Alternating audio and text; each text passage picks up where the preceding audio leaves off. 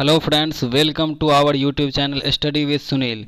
दोस्तों, हमने एडुटेरिया practice set 5000 plus का 2 वीडियो डाला था और आज ये तीसरा वीडियो है। आशा है कि आप लोग वीडियो को देखे होंगे। आई होप वीडियो आप लोगों को अच्छा लगा होगा। तो दोस्तों, उसी तरह आज प्रैक्टिस सेट 3 करवाने वाला हूँ। आप लोग वीडियो को अंत तक ज़रूर देखिएगा और अपने दोस्तों में शेयर भी कीजिएगा। चलिए दोस्तों, आज प्रैक्टिस सेट 3 का क्वेश्चन नंबर 1 पे चलते हैं। क्वेश्चन नंबर 1 का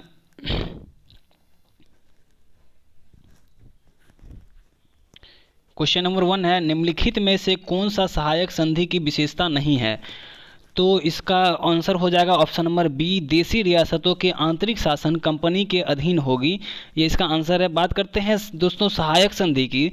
तो सहायक संधि अंग्रेजी राज्यों के विस्तार के लिए किया जाता था, जो कि सहायक संधि को लागू करने वाला पहला गवर्नर जनरल थे लॉर्ड बेलेजली। लॉर्ड बेलेजली जो थे, ये सहायक संधि को लागू करने वाले पहले गवर्नर थे, जो 1798 में लागू किए थे और ये 1805 तक चला था। ठीक है, 1805 तक चला था। सहायक संधि शब्द की बात करते हैं तो सहायक संधि शब्द का प्रयोग किए थे सर्वप्रथम फ्रांसिस गवर्नर थे। फ्रांसिस गवर्नर डुप्ले थे। एक डुप्ले ने सर्वप्रथम सहायक संधि शब्द का प्रयोग किया था और सर्वप्रथम सहायक संधि को स्वीकार करने वाले थे हैदराबाद के निजाम। हैदराबाद के निजाम जो थे, ये सर्वप्रथम सहायक संधि को स्वीकार किए थे। बात करते हैं 1801 में 2 रियासत था, एक था अवध और एक था बाजीराव द्वितीय। ये दोनों ने 1801 में जो है ये सहायक संधि को स्वीकार किया था। ठीक है, चलते हैं अगले क्वेश्चन पे। इसमें कहा निम्न में से किस समाचार पत्र पर वर्नाक्यूलर प्रेस एक्ट के तहत कार्रवाई की गई थी? तो वर्नाक्यूलर प्रेस एक्ट के तहत एक पत्रिका थी भारत मिहिर पे वर्नाक्यूलर प्रेस एक्ट के तहत कार्रवाई किया गया था। बात करते हैं पायनियर अखबार की। तो पायनियर अखबार की स्थापना जो है ये जॉर्ज एलन ने किया था। जॉर्ज एलन ने पायनियर अखबार की स्थापना किया था और पायनियर अखबार जो है इसका प्रकाशन 1876 में इलाहाबाद से होता था। इलाहाबाद से स्टार्ट हुआ था 1876 में। ठीक है, इसके बाद बात करते हैं, एक था लॉर्ड विलियम बेंटिक वह प्रथम गवर्नर जनरल था जिसने प्रेस की स्वतंत्रता के प्रति उदारवादी दृष्टिकोण अपनाया था। और एक था लॉर्ड चार्ल्स मेटकॉफ जो है, ये चार्ल्स मेटकॉफ को प्रेस की जो है समाचार पत्रों के मुक्तिदाता के नाम से चार्ल्स मेटकॉफ को जाना जाता है। 1878 में एक लागू हुआ था वर्नाक्यूलर प्रेस एक्ट जो लागू हुआ था 1878 में लागू हुआ था लॉर्ड लीटन के काल में, और इसके द्वारा ही प्रतिबंधित पत्रिका थी वो भारत मिहिर थी, जिसको बाद में चल के लॉर्ड लीटन जो इसके लागू किया था और बाद में लॉर्ड रिपन आए थे, वो वर्नाक्यूलर प्रेस एक्ट को रद्द कर दिए गए थे। ठीक है, और एक थे बंगाली पत्रिका की बात करते हैं तो इस पत्रिका का समाचार का संपादक थे सुरेंद्र नाथ बनर्जी, जो 1879 में इस पत्रिका को 1879 में प्रकाशित किए थे बंगाली को। ठीक है, चलिए आगे चलते हैं क्वेश्चन नंबर 3 पे। क्वेश्चन नंबर 3 का है, इंडिपेंडेंस नामक समाचार पत्र किनके द्वारा प्रकाशित या संपादित किया गया था? तो इंडिपेंडेंस की बात करते हैं तो इसका प्रकाशन किए थे मोतीलाल नेहरू ने। इंडिपेंडेंस की पत्रिका का प्रकाशन मोतीलाल नेहरू ने किया था। बात करते हैं के एम पन्नीकर का। तो के एम पन्नीकर की एक पत्रिका थी हिंदुस्तान टाइम्स था एक, उसकी प्रकाशन किए थे के एम पन्नीकर ने। और बात करते हैं जवाहरलाल नेहरू की। तो जवाहरलाल नेहरू का पत्रिका था एक an autobiography, the discovery of India, glimpses of world history. ये सभी का प्रकाशन जो है जवाहरलाल नेहरू के द्वारा किया गया था। बात करते हैं सी आर दास की। तो चित्तरंजन दास ने 1923 में स्वराज पार्टी की स्थापना किया था, जिसके महासचिव बने थे, लास्ट में महासचिव थे मोतीलाल नेहरू जो थे इसके महासचिव बने थे। 1923 में इस पार्टी की स्थापना किया गया था। चलिए आगे चलते हैं क्वेश्चन नंबर 4 पे। क्वेश्चन नंबर 4 का रहा है, बाल हत्या किस प्रेसिडेंसी में अधिक थी? तो बाल हत्या की बात करते हैं तो ये बंगाल प्रेसिडेंसी में सबसे अधिक थी बाल हत्या। इसके बाद बात करते हैं मद्रास और मुंबई प्रेसिडेंसी में एक व्यवस्था लागू हुआ था रैयतवाड़ी व्यवस्था। रैयतवाड़ी व्यवस्था को लागू करने में कैप्टन रीड और थॉमस मुनरो का हाथ था, जो कि कुल भूमि के 51% भाग पे ये रैयतवाड़ी व्यवस्था लागू हुआ था। और ये पहली बार मद्रास प्रेसिडेंसी के बारामहल जिले से 1792 ईस्वी से लागू किया गया था। बात करते हैं बंगाल और बिहार, ये दोनों जगह अस्थाई बंदोबस्त लागू किया गया था। अस्थाई बंदोबस्त लागू किया गया था बिहार और बंगाल में। और बिहार और बंगाल में जो अस्थाई बंदोबस्त लागू किए थे वो थे लॉर्ड कॉर्नवालिस ने करवाए थे। और बात करते हैं, एक थे महालवाड़ी बात करते हैं तो महालवाड़ी बंदोबस्त जो लागू किए थे वो थे हॉल्ट मैकेंजी। और महालवाड़ी बंदोबस्त जो था वो उत्तर प्रदेश, पंजाब, मध्य प्रदेश के क्षेत्र में लागू हुआ था। और ये कुल भूमि के 30% भागों पे लागू किया गया था महालवाड़ी बंदोबस्त। ठीक है, चलिए आगे चलते हैं क्वेश्चन नंबर 5 पे। क्वेश्चन नंबर 5 का रहा है रेशमी रुमाल षड्यंत्र किससे संबंधित है। तो रेशमी रुमाल की बात करते हैं तो उस समय में जो है ये पत्र पे प्रतिबंध लग गया था, जिसके कारण रेशम के कपड़े पे ये जो पत्र लिखा करता था रुमाल पे, इसीलिए इसका नाम जो है रेशमी रुमाल षड्यंत्र नाम रख दिया गया था। रेशमी रुमाल की बात करते हैं तो इसका ऑप्शन हो जाएगा ऑप्शन बी, मौलवी उबैदुल्ला सिंधी जो थे ये रेशमी रुमाल षड्यंत्र से संबंधित थे। ठीक है, बात करते हैं अहमदुल्ला की। तो अहमदुल्ला जो थे ये 1857 की क्रांति में फैजाबाद से थे। फैजाबाद से नायक जो थे, फैजाबाद से ये आंदोलन का नेतृत्व कर रहे थे अहमदुल्ला। और एक थे अवध से जो थे, अवध से उनका नाम था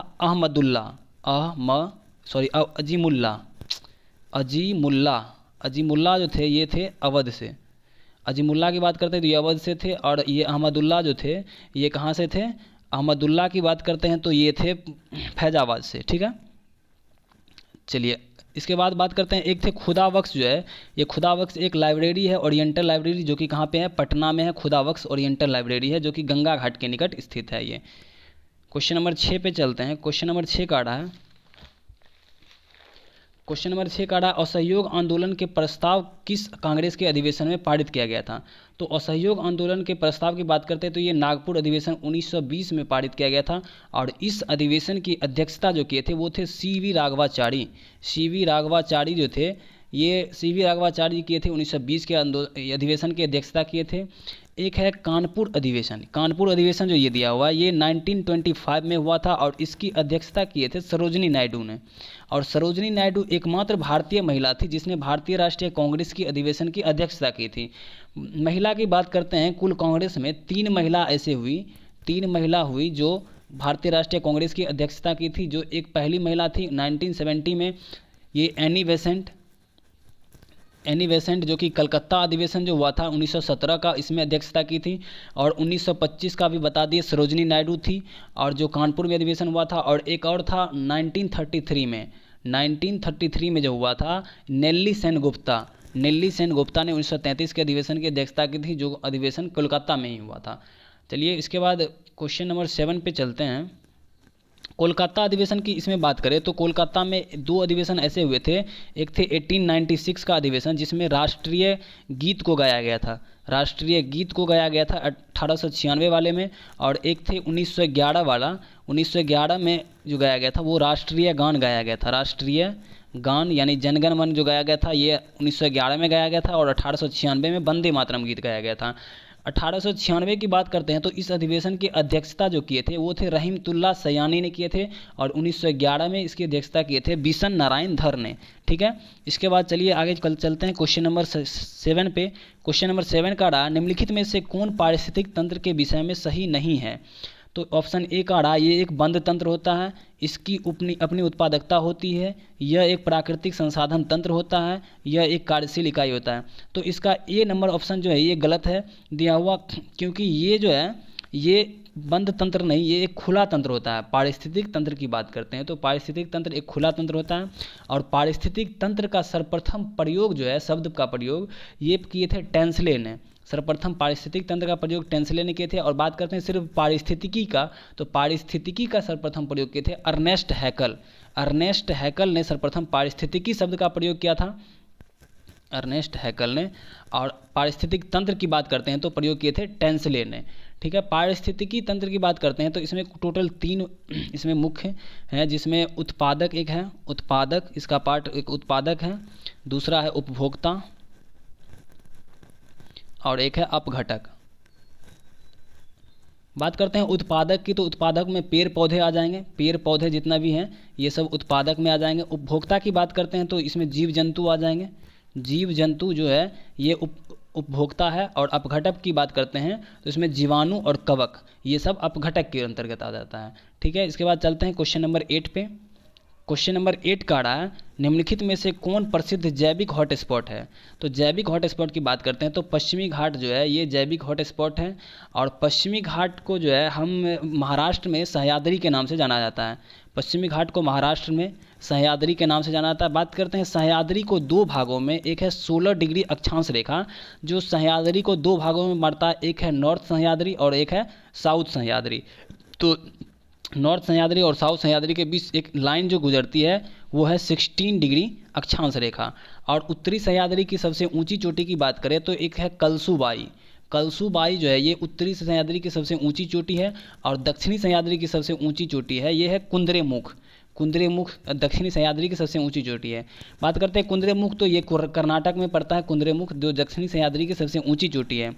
इसके बाद थाड़ की बात करते हैं तो थाड़ मरुस्थल जो है ये सर्वाधिक जनसंख्या वाला मरुस्थल की बात करते हैं तो ये थाड़ मरुस्थल है। और सुंदरवन की बात करते हैं ये पश्चिम बंगाल में है। लद्दाख में एक झील है सोकर झील। सोकर झील जो है ये झील कहाँ पे है, लद्दाख में है। सोकर झील की बात करते हैं ये लद्दाख में है। इसके बाद चलिए क्वेश्चन नंबर 9 पे चलते हैं। क्वेश्चन नंबर 9 का आ रहा है किस चक्र के संचालन में सौर विकिरण की महत्वपूर्ण भूमिका होती है। ये है कार्बन चक्र, जल चक्र, नाइट्रोजन चक्र, हाइड्रोजन चक्र।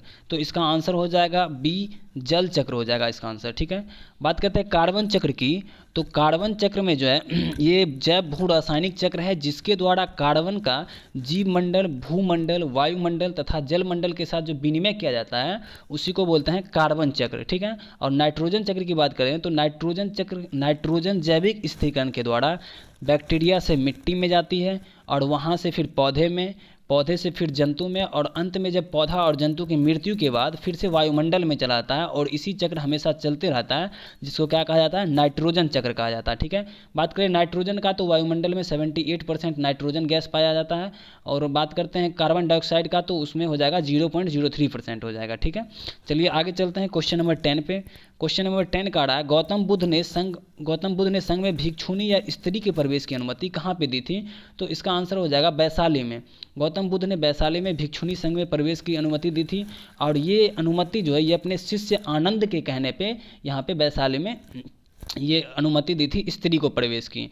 ठीक है, और इसके बाद करते हैं गौतम बुद्ध के जन्म के बारे में। तो 563 BC में गौतम बुद्ध का जन्म हुआ था लुम्बिनी, जो कि अभी वर्तमान में नेपाल में है।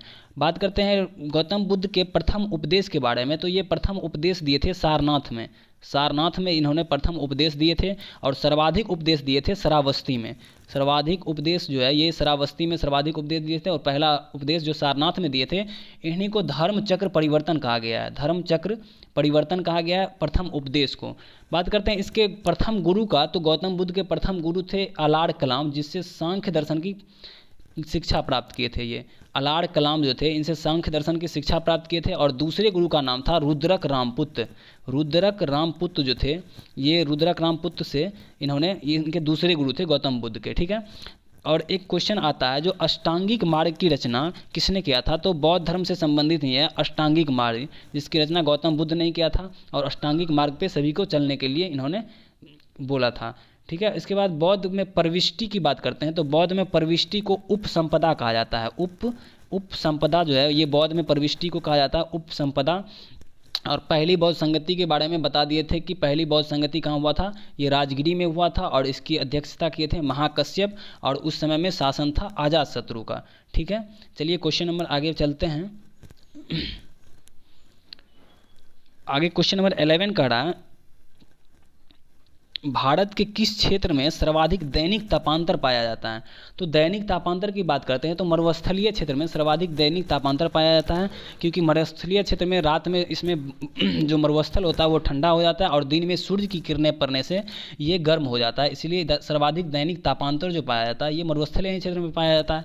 बात करते हैं पूर्वी घाट की, तो पूर्वी घाट की सबसे ऊंची चोटी जो है वो महेंद्रगिरी है, और पूर्वी घाट के जो है तट, इसको अलग अलग भागों में बांटा गया है, जिसमें कन्याकुमारी से कृष्णा डेल्टा तक के तट को कोरोमंडल तट कहा जाता है, और कृष्णा से गोदावरी तक का तट जो होता है वो गोलकुंडा तट कहलाता है, और गोदावरी से महानदी तक का तट जो है वो उत्तरी सरकार तट के नाम से जाना जाता है। बात करते हैं अंडमान द्वीप की, तो अंडमान द्वीप के बारे में, अंडमान और निकोबार को 10 डिग्री चैनल 2 भागों में बांटता है। बात उत्तरी अंडमान की, जो सबसे ऊंची चोटी है वो है उत्तरी अंडमान की सबसे ऊंची सैंडल पीक। सैंडल पीक जो है ये उत्तरी अंडमान की सबसे ऊंची चोटी है। बात करते हैं मध्य अंडमान की, तो एक है Mount Deo Valley. Mount Deo Valley, Mount Deo Valley जो है ये मध्य अंडमान की सबसे ऊंची चोटी है। और दक्षिणी अंडमान की सबसे ऊंची चोटी की बात करते हैं तो एक है माउंट हैरियट। माउंट हैरियट जो है, माउंट हैरियट ये दक्षिणी अंडमान की सबसे ऊंची चोटी है। ठीक है, चलिए आगे चलते हैं क्वेश्चन नंबर 12 पे। क्वेश्चन नंबर 12 का रहा 3 जनवरी को उपसौर की घटना होती है। ऑप्शन ए का रहा इस दिन पृथ्वी पर दिन और रात बराबर होता है। बी है इस दिन पृथ्वी पर सबसे ठंडा दिन होता है। इस दिन पृथ्वी सूर्य की दूरी सबसे न्यूनतम होती है। इस दिन पृथ्वी और सूर्य की दूरी सबसे अधिकतम होती है। तो इसका ऑप्शन सी राइट हो जाएगा। इस दिन सूर्य और पृथ्वी की सबसे दूरी न्यूनतम होती है। बात करें पृथ्वी और सूर्य के बीच की न्यूनतम दूरी को उपसौर कहा जाता है, जो कि 3 जनवरी को होता है। और सर्वाधिक दूरी जो होता है पृथ्वी और सूर्य के बीच की वो होता है 4 जुलाई को। 4 जुलाई को सर्वाधिक दूरी होता है, जिसको अपसौर कहा जाता है। अपसौर, अपसौर कहा जाता है। एपीहेलियन और पेरीहेलियन याद रखिएगा। बात करते हैं अपसौर की, तो अपसौर में सर्वाधिक दूरी होता है जो कि 15.21 करोड़ किलोमीटर दोनों के बीच की दूरी होता है। सूर्य और पृथ्वी के बीच की दूरी 15.21 करोड़ किलोमीटर होता है। और 3 जनवरी को जो होता है, 3 जनवरी को उपसौर जो होता है उसमें होता है, दोनों के बीच की दूरी की बात करते हैं तो इसका होता है 14.7। 14.7 जो होता है वो उपसौर में जो 3 जनवरी को होता है उसमें सूर्य और पृथ्वी के बीच की दूरी इतना करोड़ किलोमीटर होता है। ठीक है, चलिए आगे चलते हैं क्वेश्चन नंबर 13 पे। क्वेश्चन नंबर 13 का रहा है जो कौन सी भूकंप तरंगे सबसे अधिक विनाशकारी होता है। तो बात करते हैं सबसे अधिक विनाशकारी तरंग को, तो इसका ऑप्शन सी हो जाएगा एल वेव। एल वेव की बात करते हैं तो एल वेव का खोज किया था एच डी लव ने। एच डी लव ने एल तरंग की खोज किया था। और ये तरंग जो एल वेव ये केवल धरातल पे चलती है। ठीक है, बात करते हैं भूकंप की तीव्रता को, तो भूकंप की तीव्रता को मापने के लिए रिएक्टर स्केल का प्रयोग किया जाता है। रिएक्टर स्केल का, और रिएक्टर स्केल की बात करते हैं तो रिएक्टर स्केल पर प्रत्येक अगली इकाई जो है ये पिछली इकाई का 10 गुना के बराबर तीव्रता रखती है।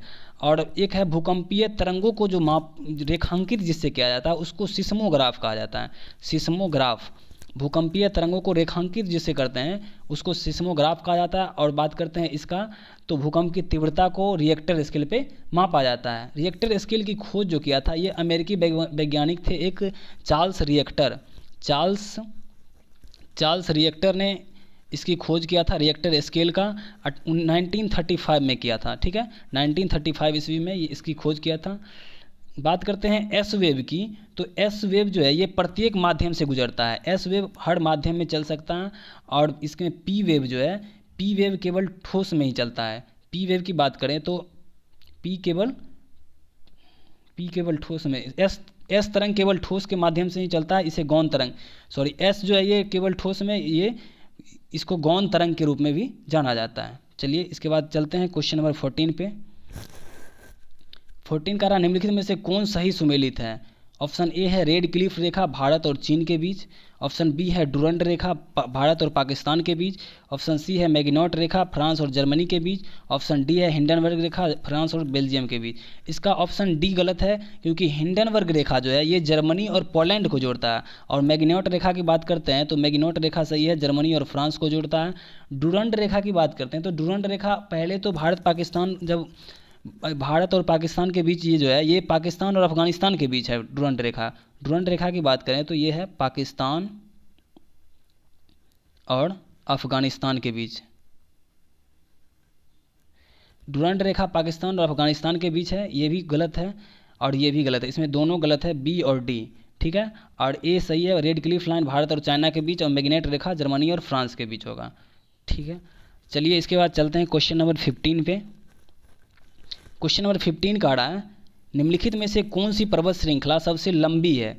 सबसे लंबी पर्वत श्रृंखला की बात करते हैं तो सबसे लंबी पर्वत श्रृंखला हो जाएगी एंडीज पर्वत श्रृंखला, ठीक है। सबसे लंबी पर्वत श्रृंखला एंडीज पर्वत श्रृंखला होगी। बात करते हैं हिमालय की, तो हिमालय की सबसे ऊंची चोटी जो है उसका नाम है माउंट एवरेस्ट। माउंट एवरेस्ट जो है ये हिमालय की सबसे ऊंची चोटी है। और माउंट एवरेस्ट की हाइट की बात करते हैं तो इसका हाइट है 8848.6 यानी 8848.6 किलोमीटर के बराबर इसका ये हाइट है, ठीक है। ऊंचाई इसका जो है इतना मीटर के अप्रॉक्स में, इतना मीटर होगा, इतना मीटर के अप्रॉक्स में इसका हाइट है, ठीक है। बात करते हैं आल्प्स की, तो आल्प्स की बात करते हैं तो ये मध्य यूरोप की सबसे बड़ी पर्वतमाला है आल्प्स पर्वत, ठीक है। और आल्प्स पर्वत की सबसे ऊंची चोटी की बात करते हैं तो ये है माउंट ब्लैंक। माउंट ब्लैंक जो है ये आल्प्स पर्वत की सबसे ऊंची चोटी है, ठीक है। और रॉकी पर्वत की सबसे ऊंची चोटी जो है इसकी बात करते हैं तो ये हो जाएगी माउंट एल्बर्ट। माउंट एल्बर्ट जो है ये रॉकी पर्वत की सबसे ऊंची चोटी है, ठीक है। और एंडीज पर्वत की सबसे ऊंची चोटी होगी माउंट एकांकागुआ। माउंट एकांकागुआ जो है ये इसकी एंडीज की सबसे ऊंची चोटी है। एंडीज दक्षिण अमेरिका में कॉन्टिनेंट में पड़ता है ये, ठीक है।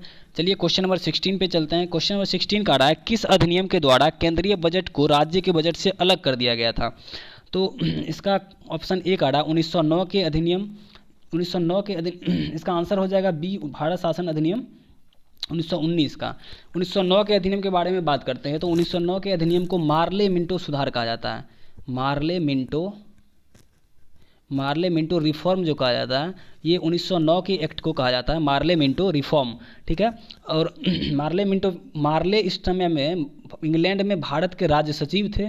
और मिंटो की बात करते हैं तो मिंटो यहाँ पे भारत के वायसराय थे। भारत के वायसराय मिंटो थे और ये राज्य सचिव थे यहाँ पे मार्ले। बात करते हैं सांप्रदायिक निर्वाचन के जनक की बात करते हैं तो उस टाइम में सांप्रदायिक निर्वाचन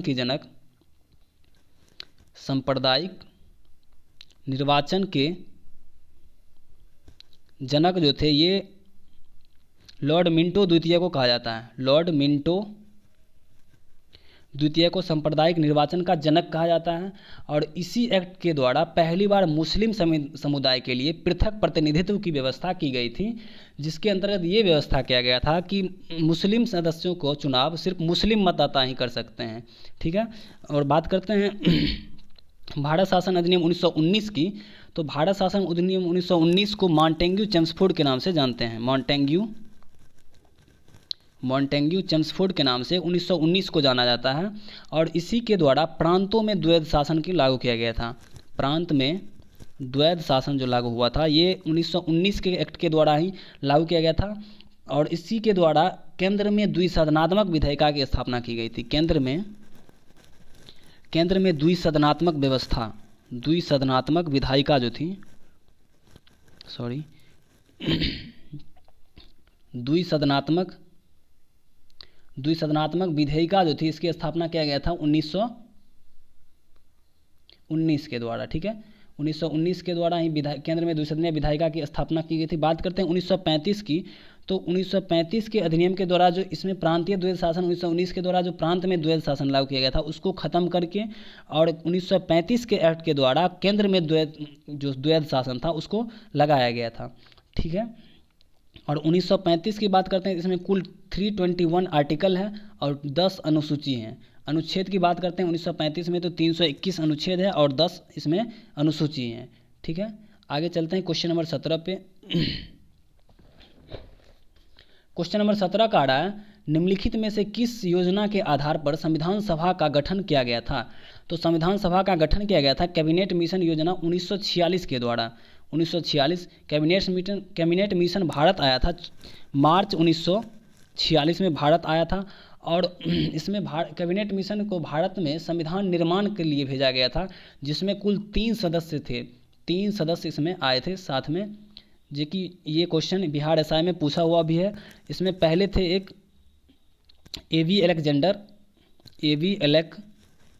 थे, दूसरे थे पैथिक लॉरेंस और एक थे स्टेफर्ड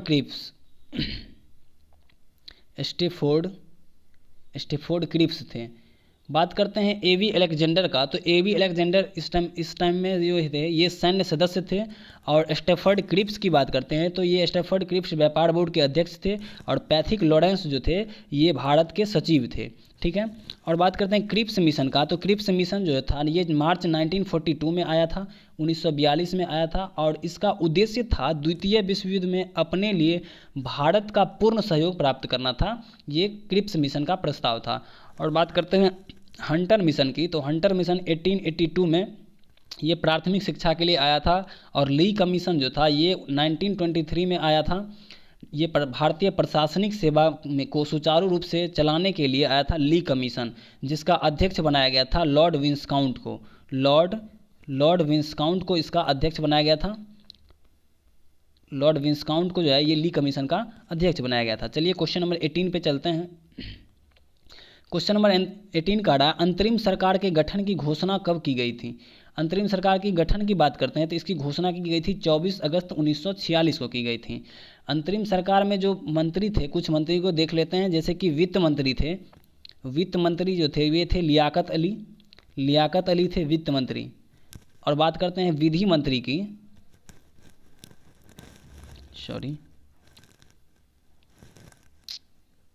विधि मंत्री की बात करते हैं। विधि मंत्री थे जोगेंद्र नाथ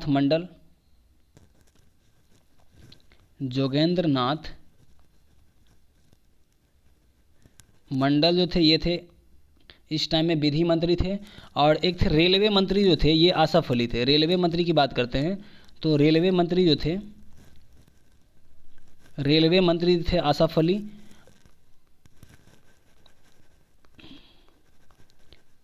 और एक थे संचार मंत्री की बात करते हैं तो रफ़ी अहमद किदवई ये संचार मंत्री थे। ठीक है, चलते हैं आगे क्वेश्चन नंबर 19 पे। क्वेश्चन नंबर 19 का निम्नलिखित में से कौन सा कथन सही है। जब राज्य में राष्ट्रपति शासन लागू हो तो संसद को संबंधित राज्य के लिए राज्य सूची पर कानून बनाने की शक्ति प्राप्त है। बिल्कुल सही है। इसके बाद क्वेश्चन ये कह रहा है राष्ट्रपति शासन के उपरांत भी संसद द्वारा बनाया गया कानून प्रभावी होता है। तो ये दोनों ऑप्शन सही होगा, इसका आंसर सी हो जाएगा। बात करते हैं, एक है आर्टिकल 249 आर्टिकल में बताया गया है यदि राज्यसभा अपने उपस्थित और मत देने वाले सदस्य के 2/3 बहुमत से पारित करे तो राष्ट्र के हित के विषय में संसद कानून बना सकता है। ठीक है, तो राष्ट्र हित के विषय में अगर संसद कानून बनाएगा तो वो आर्टिकल 249 के तहत बनाएगा।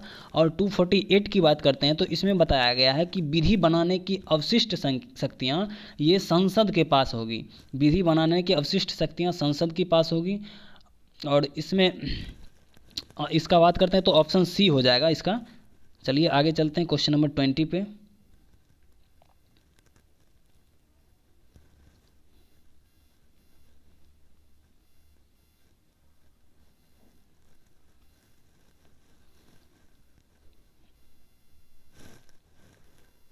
क्वेश्चन नंबर 20 का रहा अनुच्छेद 54 का संबंध निम्नलिखित में से किससे है। अनुच्छेद 54 की बात करते हैं तो अनुच्छेद 54 हो जाएगा राष्ट्रपति के निर्वाचन से संबंधित है। ये 54 आर्टिकल में चर्चा किया गया है। राष्ट्रपति की पदावधि की बात करते हैं तो राष्ट्रपति की पदावधि के बारे में चर्चा है आर्टिकल 56 में। आर्टिकल 56 में जो है ये राष्ट्रपति की पदावधि के बारे में है। और राष्ट्रपति के निर्वाचक मंडल की बात करते हैं तो ये 55 में है, 55 में हो जाएगा। राष्ट्रपति के निर्वाचन का 54 में, निर्वाचक मंडल का 55 में और राष्ट्रपति की पदावधि हो जाएगा ये 56 में हो जाएगा। और उपराष्ट्रपति की बात करते हैं तो उपराष्ट्रपति के निर्वाचन की जो है रीति ये 66 आर्टिकल में है, आर्टिकल 66 में है। और राष्ट्रपति की शपथ की बात करते हैं तो ये आर्टिकल 60 में है। और एक है आर्टिकल 61 में राष्ट्रपति पर महाभियोग के बारे में है। महाभियोग और राष्ट्रपति पर महाभियोग जो है ये संसद के किसी भी सदन से लगाया जा सकता है, भले वो लोकसभा हो या राज्यसभा हो, ठीक है। और एक है आर्टिकल 72 जो है ये राष्ट्रपति के क्षमादान से है, ये क्षमादान से संबंधित है आर्टिकल 72, ठीक है। चलिए इसके बाद चलते हैं आर्टिकल ये क्वेश्चन नंबर 21 में। क्वेश्चन नंबर 21 का आ रहा है जो निम्न कथनों पर गलत कौन है, निम्न कथनों में से गलत कौन है। इसका देखिए, राज्य लोक सेवा आयोग के सदस्यों व अध्यक्ष, एक मिनट, चलिए, राज्य लोक सेवा आयोग के सदस्यों व अध्यक्ष की नियुक्ति राज्यपाल के द्वारा की जाती है। ये बी है ऑप्शन, राज्य लोक सेवा आयोग के अध्यक्ष या सदस्यों के कार्यकाल के बाद पुनः नियुक्त नहीं किया जा सकता है। और इसमें है राज्य लोक सेवा आयोग के अध्यक्ष या सदस्यों के वेतन और भत्ता राज्य की संचित निधि के द्वारा दिया जाता है। और इसमें है जबकि पेंशन जो है ये भारत के संचित निधि के द्वारा दिया जाता है। और है राज्य लोक सेवा आयोग के सदस्य व अध्यक्ष को उसके पद से हटाने की शक्ति सिर्फ राज्यपाल के पास नहीं है, राज्यपाल के पास नहीं है। तो इसका ऑप्शन जो है सी नंबर ये गलत है, क्योंकि राज्य लोक सेवा आयोग के अध्यक्ष व सदस्यों को वेतन भत्ता और पेंशन ये दोनों ही संचित निधि के द्वारा दिया जाता है, ठीक है। और बाद बाकी और सब सही दिया हुआ है। राज्य लोक सेवा आयोग के सदस्य की नियुक्ति राज्यपाल के द्वारा की जाती है, ठीक है। राज्य लोक सेवा आयोग के अध्यक्ष और सदस्य के कार्यकाल की पुनः नियुक्ति नहीं किया जा सकता है। और राज्य लोक सेवा आयोग व अध्यक्ष को उसके पद हटाने की शक्ति राज्यपाल के पास नहीं है। चलिए आगे चलते हैं क्वेश्चन नंबर 22 पे।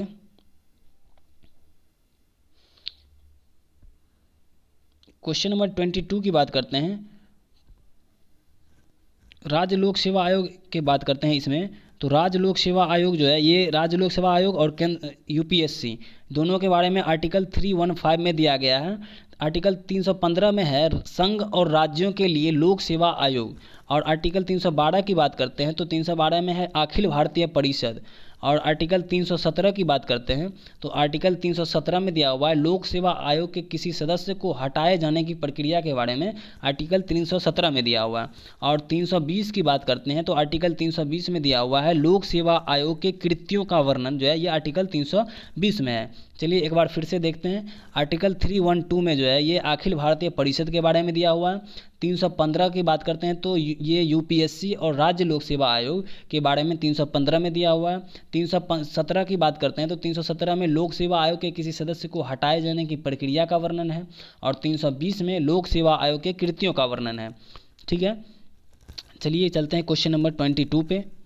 क्वेश्चन नंबर 22 का रहा है जो वित्त आयोग के संबंध में निम्न में से कथनों पर विचार कीजिए। इसमें कह रहा है वित्त आयोग के अध्यक्ष पद व एक अध्यक्ष व पद व 2 सदस्य होते हैं। और इसमें कह रहा है इनका कार्यकाल राष्ट्रपति के आदेश के तहत तय होता है। और इसमें है इनकी पुनर्नियुक्ति नहीं हो सकती है। तो क्वेश्चन नंबर 22 में पूछ रहा है उपर्युक्त में से कौन गलत है। तो 22 का ऑप्शन हो जाएगा बी, क्योंकि इसमें सिर्फ एक ही सही है, ये 2 इनका कार्यकाल राष्ट्रपति के आदेश के तहत तय होता है। ये 1 और 3 दोनों गलत है। वित्त आयोग के अध्यक्ष पद व एक अध्यक्ष व 2 सदस्य होते हैं, ये गलत है। और इनकी पुनर्नियुक्ति नहीं हो सकते, ये भी गलत है। तो इसका आंसर हो जाएगा ऑप्शन बी। बात करते हैं वित्त आयोग का, तो वित्त आयोग के बारे में चर्चा आर्टिकल अनुच्छेद 280 में दिया हुआ है। अनुच्छेद 280 में वित्त आयोग के बारे में बताया गया है। और वित्त आयोग का जो वर्क है, वित्त आयोग की स्थापना की बात करते हैं तो इसका स्थापना हुआ था 1951 में। और इसकी स्थापना का उद्देश्य था भारत के केंद्रीय सरकार एवं राज्य सरकार के बीच के वित्तीय संबंधों का बंटवारा करना। वित्तीय संबंधों का जितना भी वित्तीय था उसका बंटवारा करने के लिए वित्त आयोग का गठन किया गया था। चलिए आगे चलते हैं क्वेश्चन नंबर 23 में। निम्न में से कौन आरबीआई की मौद्रिक नीति के मात्रात्मक उपकरण है। ऑप्शन ए का वैधानिक तरलता अनुपात। वैधानिक तरलता अनुपात को SLR के रूप में भी जानते हैं। SLR यानी स्टैच्यूअरी लिक्विडिटी रेशियो। स्टैच्यूअरी लिक्विडिटी रेशियो वह चीज़ होता है जो नेट टाइम और डिमांड लायबिलिटी का प्रतिशत है, जिसे बैंक जो है अपनी तिजोरी में रखना अनिवार्य होता है। बैंक को अपनी तिजोरी में रखना अनिवार्य होता है, उसे कहते हैं स्टैच्यूअरी लिक्विडिटी रेशियो। और बात करते हैं CRR नकद आरक्षित अनुपात की। CRR इसका फुल फॉर्म होता है cash reserve ratio. Cash reserve ratio जो होता है ये होता है, यह भी नेट टाइम और डिमांड लायबिलिटी का प्रतिशत है, जिसे बैंक को भारतीय रिजर्व बैंक के पास बनाए रखना अनिवार्य होता है, ठीक है। तो उसे कहते हैं CRR। और बात करते हैं लिक्विडिटी रेशियो का, तो करेंसी का लिक्विडिटी रेशियो जो होता है वो सबसे ज़्यादा M1 का होता है, इसके बाद M2 का होता है और इसके बाद M3 का। ठीक है, तो सबसे ज़्यादा लिक्विडिटी रेशियो की बात करें तो M1 मुद्रा की लिक्विडिटी सबसे ज़्यादा होता है। चलिए क्वेश्चन नंबर 24 पे चलते हैं। क्वेश्चन नंबर 24 का रहा, प्रधानमंत्री किसान संपदा योजना का मुख्य उद्देश्य है। प्रधानमंत्री किसान संपदा योजना की बात करते हैं तो इसका आंसर ऑप्शन नंबर सी सही हो जाएगा, खाद्य प्रसंस्करण को बढ़ावा देना इसकी मुख्य उद्देश्य है। कृषि बीमा योजना की बात करते हैं तो कृषि बीमा योजना की शुरुआत 1999 से लेकर के 2000 ईस्वी में चला था। ठीक है, कृषि बीमा योजना। और किसान क्रेडिट कार्ड की बात करते हैं तो 1998 में चला था कृषि क्रेडिट कार्ड योजना, जिसका उद्देश्य जो है ये किसानों को कम ब्याज दर पर ऋण उपलब्ध कराना है। और क्रेडिट कार्ड की वैलिडिटी जो है ये 5 वर्ष का होता है। क्रेडिट कार्ड की वैलिडिटी 5 वर्ष का होता है। चलिए क्वेश्चन नंबर 25 पे चलते हैं। क्वेश्चन नंबर 25 का आ रहा है, जो निम्नलिखित में से कौन सी समिति FRBM अधिनियम से संबंधित है। बात करते हैं FRBM एक्ट की, तो FRBM का मतलब होता है physical responsibility and budget management act. Physical responsibility and budget management act, इसकी स्थापना हुआ था 2003 में। FRBM का जो अधिनियम आया था ये 2003 में आया था। और इसके बाद बात करते हैं डॉक्टर रघुराम राजन समिति की, तो डॉक्टर रघुराम राजन समिति का संबंध भी वित्तीय क्षेत्र से है, जिसमें एक था PPP मॉडल। PPP मॉडल जो है ये पब्लिक प्राइवेट पार्टनरशिप मॉडल, इसके अध्ययन और मूल्यांकन करने के लिए जो है एक समिति का गठन किया गया था, जिसका नाम था विजय केलकर समिति। विजय केलकर समिति जो है ये पब्लिक प्राइवेट पार्टनरशिप मॉडल के अध्ययन के लिए गया था।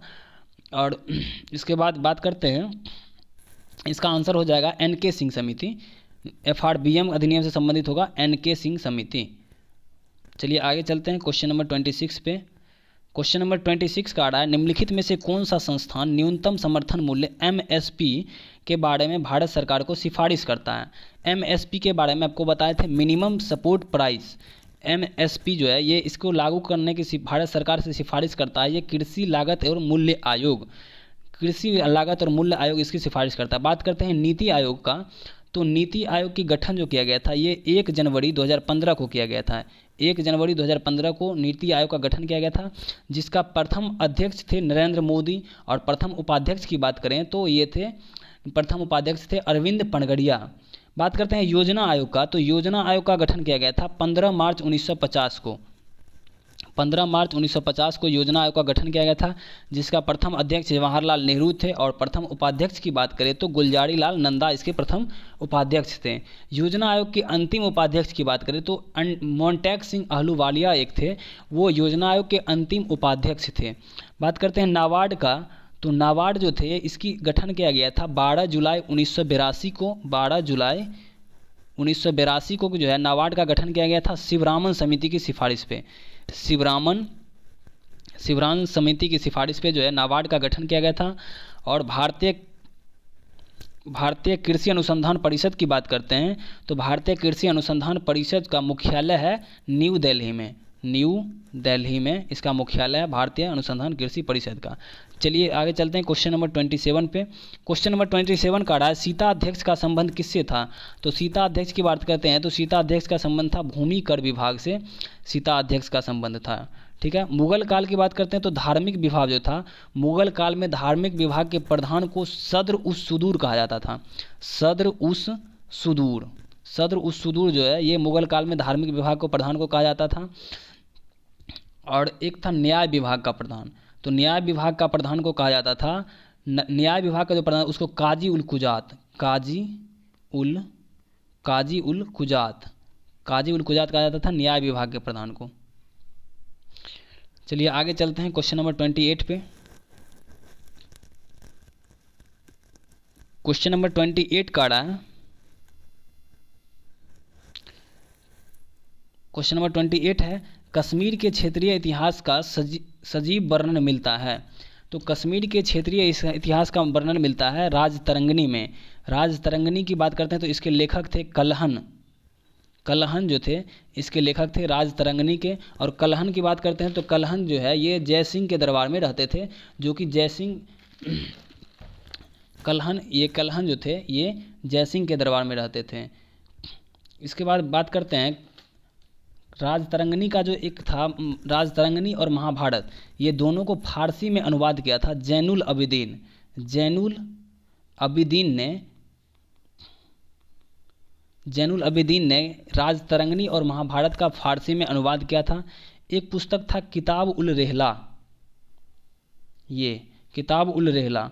किताब उल रेहला का जो था ये इब्न बतूता ने लिखा था, किताब उल रेहला, जो कि 1333 ईस्वी में ये मोहम्मद बिन तुगलक के दरबार में आए थे और यह मोरक्को का यात्री था, मोरक्को का यात्री था और ये आए थे MBT के दरबार में 1333 ईस्वी में। 1333 में मोहम्मद बिन तुगलक के दरबार में आए थे। बात करते हैं तुगलकनामा की, तो तुगलकनामा की रचना किया था अमीर खुसरो ने। अमीर खुसरो ने तुगलकनामा की रचना किया था। अमीर खुसरो का जन्म की बात करते हैं तो 1253 में पटियाली में हुआ था। पटियाली एक ग्राम था, वहीं पे इसका जन्म हुआ था अमीर खुसरो का। चलिए आगे चलते हैं क्वेश्चन नंबर 29 पे। क्वेश्चन नंबर 29 का आ रहा है सिजदा और पैबोश प्रथा की शुरुआत निम्न में से किसने किया था। तो सिजदा और पैबोश प्रथा की बात करते हैं तो सिजदा और पैबोश प्रथा का स्टार्ट किया था बलवन ने। बात करते हैं, एक था बलवन के समय में दीवान ए अर्ज जो था इसका भी गठन किया था बलवन ने, दीवान ए अर्ज। और ये था सैन्य विभाग, इसका भी गठन बलवन ने किया था, ये सैन्य विभाग था दीवान ए अर्ज। एक था दीवान ए चालीसा का गठन इल्तुतमिश ने किया था। और महमूद गजनी की बात करते हैं तो इन्होंने भारत पे कुल 17 बार आक्रमण किया था महमूद गजनी ने। और इसका सबसे प्रचलित आक्रमण था 1025 ईस्वी का, जो सोमनाथ मंदिर पे आक्रमण किया था, वो सबसे प्रचलित आक्रमण था इसका। और 1027 में जाटों के विरुद्ध ये विद्रोह किए थे, अंतिम विद्रोह था इसका 1027 में, जो जाटों के विरुद्ध विद्रोह किए थे। और ये 1028 में जाटों के विरुद्ध विद्रोह 1028 में हुआ था और 1030 में इसकी मृत्यु हो गई थी। ठीक है, चलिए आगे चलते हैं क्वेश्चन नंबर 30 पे। क्वेश्चन नंबर 30 का आ रहा है उत्बी कौन था। उत्बी जो था ये उत्बी और फारूकी की बात करते हैं, उत्बी और एक था फारूकी, ये दोनों थे मोहम्मद गजनी के दरबार के कवि थे और इन्होंने किताब उल यामिनी की रचना की थी। उत्बी की बात करते हैं, उत्बी ने किताब उल यामिनी की रचना किया था उत्बी। तो किताब उल यामिनी की बात करते हैं तो इसकी रचना किया था उत्बी ने किया था।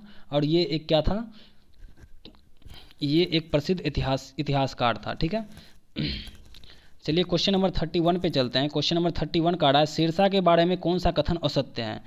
तो शेरशाह के बारे में कौन सा कथन असत्य है, इसका सी आंसर हो जाएगा शेरशाह का मकबरा सासाराम में स्थित है। शेरशाह का मकबरा कहाँ है, सासाराम में स्थित है। ठीक है, और शेरशाह का जो एक युद्ध था चौसा का युद्ध जो था ये शेरशाह और हुमायूं के बीच में हुआ था। शेरशाह और हुमायूं के बीच में हुआ था, जो कि 1539 में हुआ था चौसा का युद्ध। और एक था 1540 में कन्नौज का युद्ध या बिलग्राम का युद्ध। ये दोनों शेरशाह और हुमायूं के बीच में हुआ था, जिसमें दोनों युद्ध में हुमायूं की बुरी तरह पराजय हुई थी। और शेरशाह की बात करते हैं तो शेरशाह के बचपन का नाम था फरीद खां। शेरशाह के बचपन का नाम फरीद खां था। और फरीद खां को जो है ये शेर खां की उपाधि जो था ये बहार खां नुहानी ने दिया था, क्योंकि इन्होंने एक ही तलवार में एक शेर को मार दिया था, जिसके बहादुरी को देखते हुए बहार खां नुहानी ने इसको शेर खां की उपाधि से सम्मानित किया था। और बाद में यही नाम शेरशाह के नाम से जाना गया। ठीक है, आगे चलते हैं क्वेश्चन नंबर 32 पे। क्वेश्चन नंबर 32 का रहा है किस प्रसिद्ध शासक के द्वारा अमुक्त माल्याद की लिखी गई थी। तो बात करते हैं अमुक्त माल्याद की रचना। तो अमुक्त माल्याद की रचना क्या था, कृष्णदेव राय ने। कृष्णदेव राय के समय में दो यात्री यात्रा पर आए थे, भारत की यात्रा पर। एक थे डोमिंगो पायस और एक थे बारबोसा थे और एक थे डोमिंगो पायस। ये दोनों कृष्णदेव राय के दरबार में आए थे। बात करते हैं देवराय द्वितीय की। तो देवराय द्वितीय के समय में आने वाले थे अब्दुल अब्दुल रज्जाक जो यात्री थे ये देवराय द्वितीय के काल में आए थे। देवराय प्रथम के काल में आए थे निकोलो कॉन्टी जो इटली के थे। और अच्युत देवराय की बात करते हैं तो इसके समय में नूनीज आए थे जो पुर्तगाल के थे। बात करते हैं देवराय द्वितीय की, तो देवराय द्वितीय को प्रौढ़ देवराय भी कहा जाता है। इनको कहा जाता है प्रौढ़ देवराय भी कहा जाता है। देवराय द्वितीय को प्रौढ़ देवराय कहा जाता है। और विजयनगर के क्वेश्चन आता है, जब विजयनगर के किस शासक ने चीन के पास अपना राजदूत भेजा था, तो एक था बुक्का प्रथम।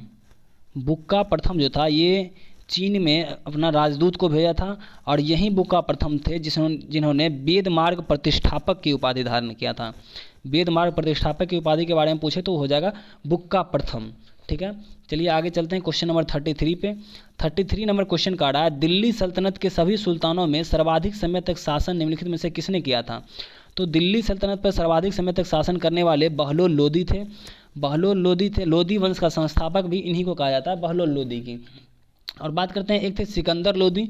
सिकंदर लोदी जो थे, सिकंदर लोदी ने 1504 में किए थे आगरा शहर की स्थापना। 1504 में आगरा शहर की स्थापना की थी और इसको अपनी राजधानी 1506 में बनाया था आगरा को ही। ये सिकंदर ही थे जिन्होंने गुलरुखी नाम से कविता लिखते थे। गुलरुखी उपनाम से कविता लिखा करते थे, सिकंदर लोदी ही नहीं। बात करते हैं अलाउद्दीन खिलजी की, तो अलाउद्दीन खिलजी ने बाजार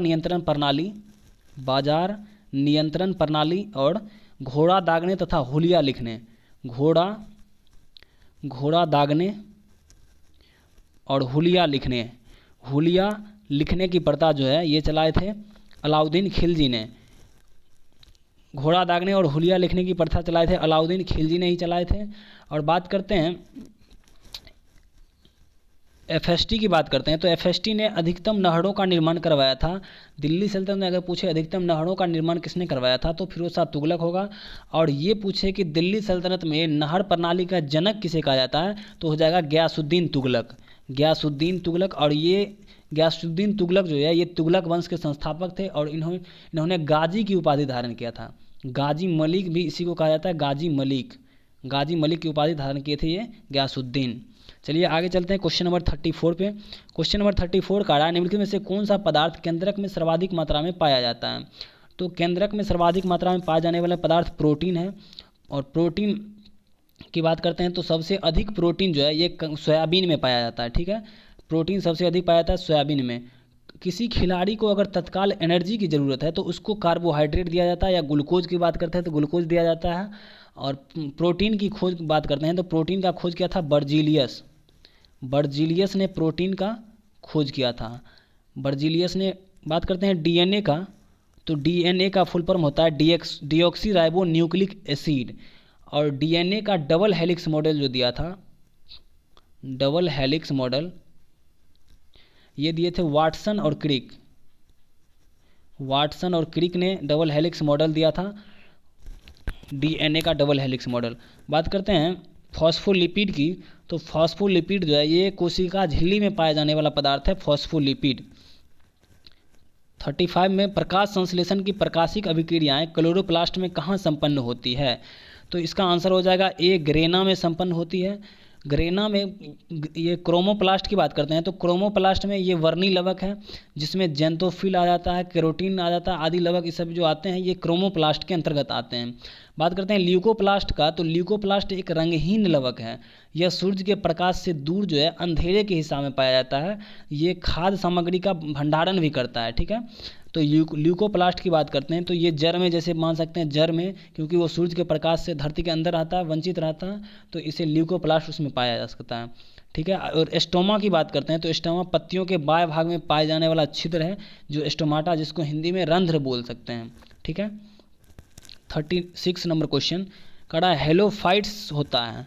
हेलोफाइट्स की बात करते हैं तो ये हेलोफाइट्स होगा जो वे पौधे जो लवणीय मिट्टी वाले में पाया जाता है, वे पौधे जो लवणों वाली मिट्टी में उगते हैं उसे हेलोफाइट्स कहा जाता है। और जीरोफाइट एक आता है,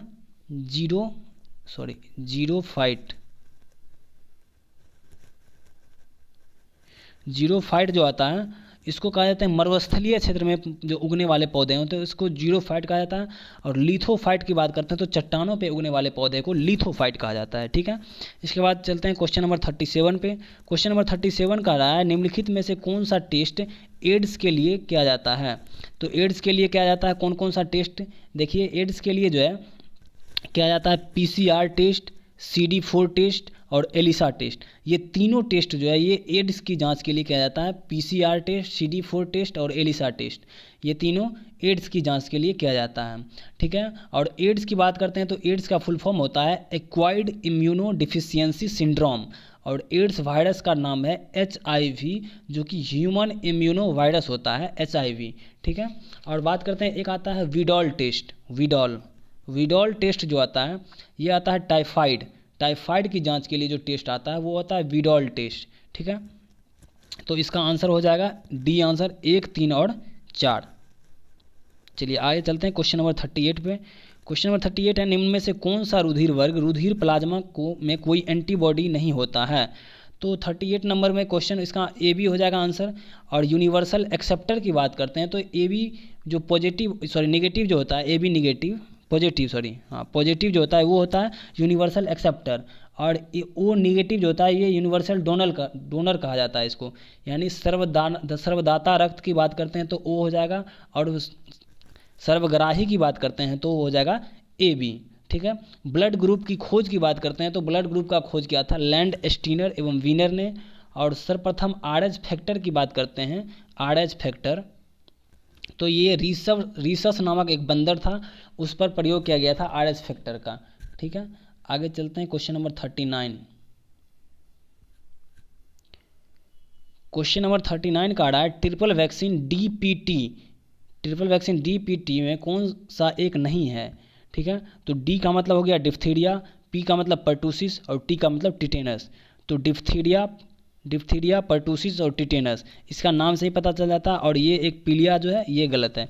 ठीक है, तो डिप्थीरिया जो है ये डिप्थीरिया की बात करते हैं तो डिप्थीरिया गला को प्रभावित करता है, और पर्ट्यूसिस की बात करते हैं तो पर्ट्यूसिस फेफड़ा को प्रभावित करता है, और टिटेनस की बात करते हैं ये तंत्रिका तंत्र को प्रभावित करता है।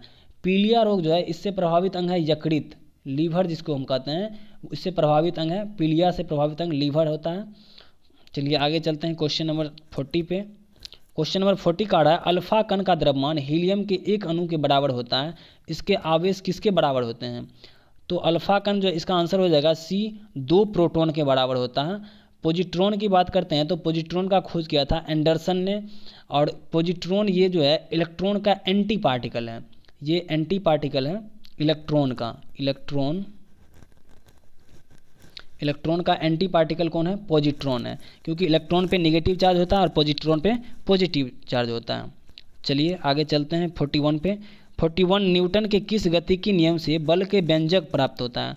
तो बल का व्यंजक की बात करें तो इसका न्यूटन के सेकंड लॉ से बल का व्यंजक प्राप्त करता है, और फर्स्ट लॉ की बात करें तो फर्स्ट लॉ से न्यूटन के जो बल की परिभाषा जो मिलती है, बल की परिभाषा की बात करें इसमें परिभाषा मिलती है परिभाषा, और इससे व्यंजक मिलता है व्यंजक, जिसमें F बराबर ma जो कहा गया ये सेकेंड लॉ के थ्रू ही F बराबर ma, जो कि F फोर्स होता है, m से मास होता है और a से एक्सेलरेशन होता है। ठीक है, चलिए इसके बाद न्यूटन की बात करते हैं तो न्यूटन ने 1687 में अपनी पुस्तक था एक प्रिंसिपिया पुस्तक में जो है इन्होंने गति के नियम के बारे में वर्णन किया था प्रिंसिपिया नामक पुस्तक में। और तीसरा नियम जो होता है ये तीसरा नियम संवेग संरक्षण के सिद्धांत पे कार्य करता है। चलिए आगे चलते हैं। क्वेश्चन नंबर 42 है सिलिकॉन, जर्मेनियम, कार्बन आदि पदार्थ की प्रतिरोधकता ताप बढ़ने पर क्या होगी। तो बात करते हैं ताप बढ़ने पर जो है चालक की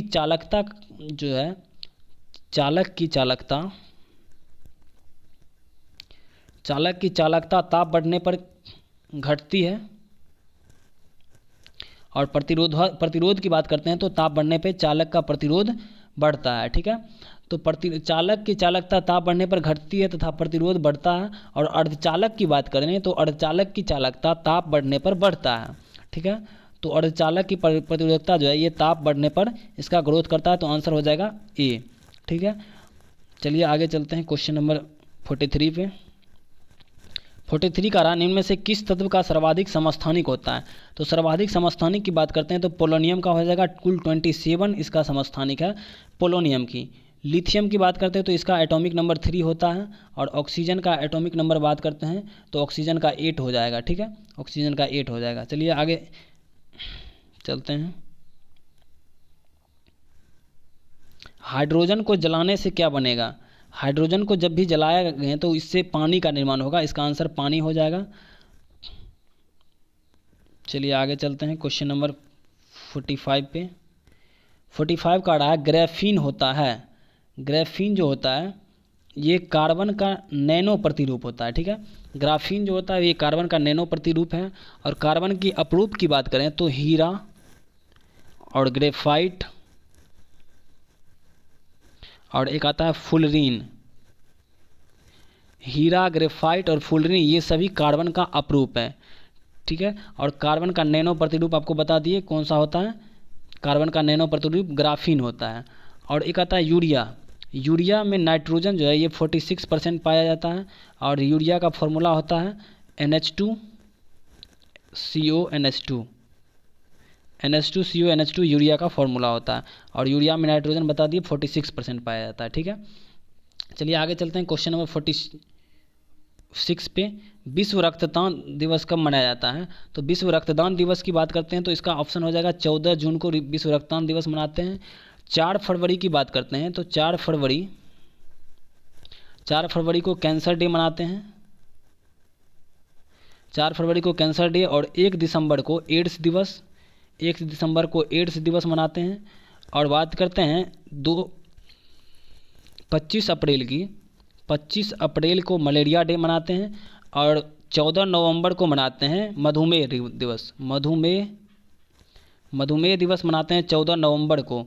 ठीक है, और एक आता है 24 मार्च को टीबी डे मनाते हैं। टीबी ट्यूबरक्लोसिस डे जो मनाते हैं ये 24 मार्च को मनाते हैं। ठीक है, 24 मार्च को ट्यूबरक्लोसिस डे मनाते हैं। चलिए आगे चलते हैं क्वेश्चन नंबर 47 पे। 47 का रहा है, निम्नलिखित में से कौन निम्नलिखित को सुमेलित करें? पहला है प्लाज्मा अनुसंधान संस्थान गांधीनगर, राष्ट्रीय समुद्री विज्ञान संस्थान मैसूर, इसके बाद केंद्रीय खाद्य प्रौद्योगिकी संस्थान दिल्ली, भारतीय मौसम विज्ञान संस्थान पणजी। तो इसका 47 का जो आंसर हो जाएगा, क्वेश्चन नंबर 47 का आंसर डी हो जाएगा।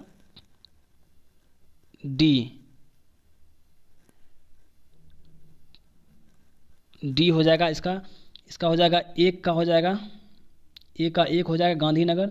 और भारत की राष्ट्रीय समुद्री विज्ञान संस्थान की बात करें तो इसका हो जाएगा पणजी, और केंद्रीय खाद्य प्रसंस्करण की बात करें तो ये मैसूर हो जाएगा, और भारतीय मौसम विज्ञान संस्थान की बात करें तो ये दिल्ली में हो जाएगा। ठीक है, चलिए आगे चलते हैं क्वेश्चन नंबर 48 पे। क्वेश्चन नंबर 48 का रहा, पंचरात्र का संबंध किस धर्म से है? तो पंचरात्र का संबंध की बात करें तो ये वैष्णव धर्म से संबंधित है। एक आता है पंचतंत्र की बात करें तो इसका लेखक था विष्णु शर्मा, और पंचतंत्र का फारसी में अनुवाद अनवर ए सुहेली नाम से जो किया था उनका नाम था हुसैन अल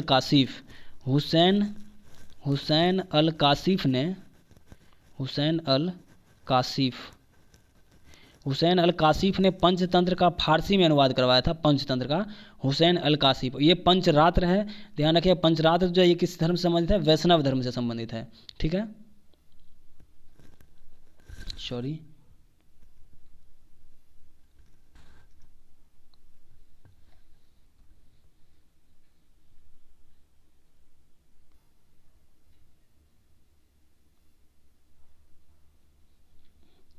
पंचरात्र की बात करते हैं तो ये वैष्णव धर्म से संबंधित है पंचरात्र। चलिए आगे चलते हैं क्वेश्चन नंबर 49 पे।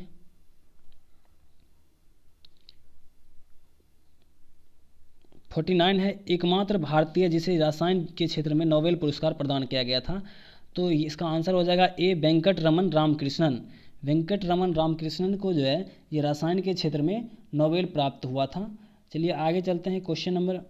हरगोविंद खुराना की बात करें तो इन्होंने जेनेटिक जो जीन पर जो प्रयोग था उस पर किया था हरगोविंद खुराना ने। चलिए 50 नंबर क्वेश्चन देखते हैं। भारतीय नौसेना की पहली महिला पायलट लेफ्टिनेंट शिवांगी स्वरूप बनी, वो किस राज्य की रहने वाली है? तो शिवांगी स्वरूप जो है ये बिहार की रहने वाली है, शिवांगी स्वरूप। ठीक है, आई होप आप लोग को ये वीडियो अच्छा लगा होगा।